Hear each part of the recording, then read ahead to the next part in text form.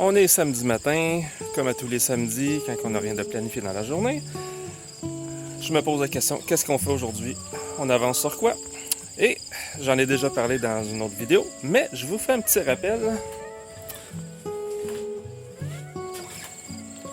Mon fameux tableau Agile, ceux qui connaissent ça, ceux qui travaillent en informatique, là, ça va vous dire quelque chose. J'ai une colonne ici que j'appelle Backlog, dans laquelle j'ai mis toutes mes tâches que j'ai à faire, les projets que je veux faire.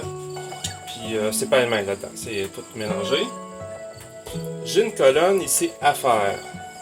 Fait que cette colonne-là ici, je la mets dans le top en haut, c'est mes prochaines tâches ou prochains projets que je veux commencer.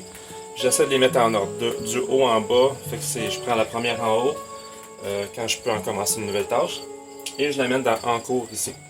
En cours aussi, c'est la même chose. Je mets dans le top en haut ce qui doit être terminé le plus vite possible. Là, présentement, j'en ai 7 là. 7 tâches en cours. Et complété. Fait que quand c'est terminé, ça, on place ça n'importe où là-dedans. Puis quand on est en autosuffisance, on travaille tellement qu'à un moment donné, on devient découragé parce qu'on voit pas le bout. On voit pas le bout des choses qu'on a à faire. Puis de voir la colonne complétée, ça nous donne un petit peu de « Ah, ben finalement, j'en ai fait pas mal plus que je pensais. » Puis ça l'encourage à continuer. Dans notre cas à nous, étant donné que ça fait 1 an qu'on est ici sur la nouvelle fermette, je suis reparti en neuf. Mais j'avais beaucoup de choses complétées de notre ancienne fermette à Saint-Lin. Et bon, c'était comme... je voulais repartir en neuf ici, là, pour les choses qui sont vraiment faites ici. Si vous ne savez pas où donner de la tête, il y a un petit truc comme ça. C'est pas compliqué, là. Un petit tableau peut fonctionner comme vous voulez aussi. Ça peut être des post-it, ça peut être ça peut être même sur un ordinateur, ça peut être un fichier Excel, whatever.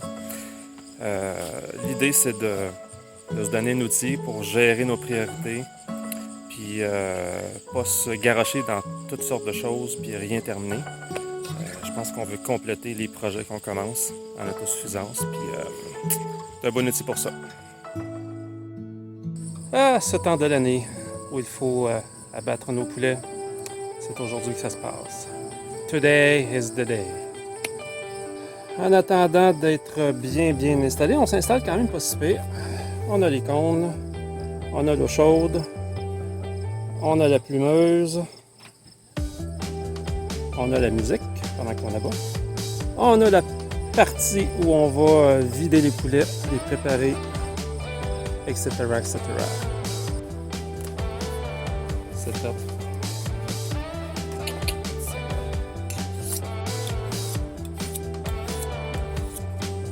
Abattage en gougoune, ma chérie?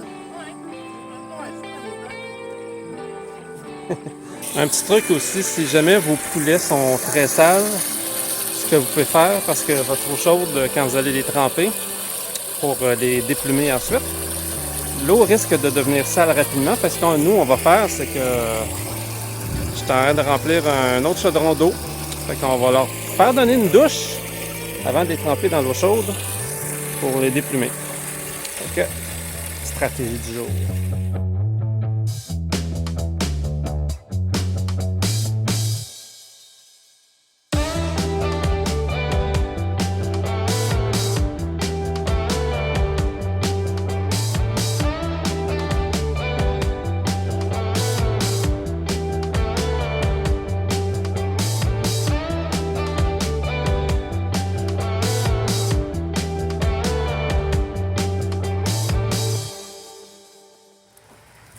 Récolte de la journée. Ouhou! Des courges, du kale, des fèves, un rabiole, des tomates, des fleurs. Une paire de ciseaux. Et des patates. Et des patates. Manger avec notre souper. Hey, ça s'en vient des repas quasiment toute la fermette. Quasiment. Si on aurait eu du poulet, ça aurait été toute la fermette. Yes!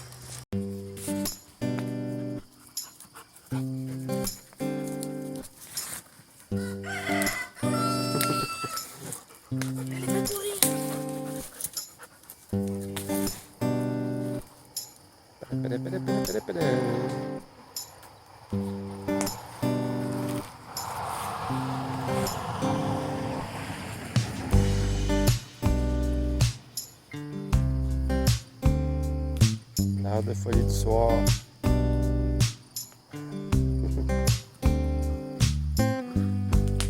Pendant que nous sommes au feu.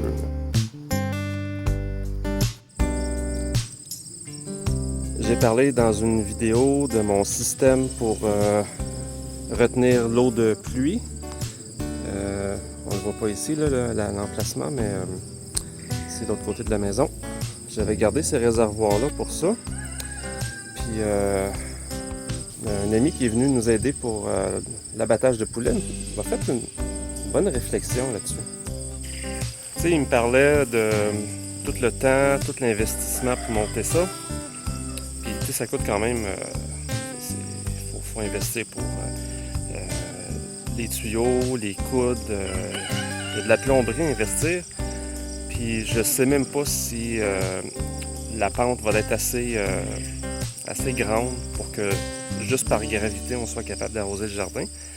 Puis avec notre nouveau puits qu'on a depuis décembre passé, décembre de l'année passée, on a beaucoup d'eau, on a 600 gallons à l'heure. Puis il me faisait réaliser que la pompe, c'est pas ça qui coûte le plus cher d'électricité. Fait qu'il m'a fait réfléchir, est-ce que ça vaut la peine que j'installe tout un système de rétention d'eau de pluie pour le peu de fois qu'on va arroser, puis le peu que ça coûte. Puis c'est une bonne réflexion, je sais pas qu'est-ce que vous en pensez de ça. Personnellement, j'aurais tendance à au moins repousser ce projet-là, parce que j'ai d'autres choses de plus important ou plus urgent à terminer.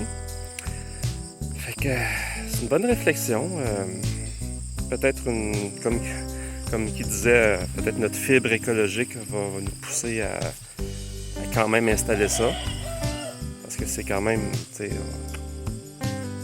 on contribue quand même à réduire notre empreinte là, écologique si on récupère l'eau. Sauf que c'est pas d'avance si je suis obligé d'installer une pompe après mon système pour arroser le jardin, fait que tant que ça. Bref, petite réflexion, qu'est-ce que vous en pensez? Est-ce que ça vaut la peine, sachant que j'ai un puits qui fournit amplement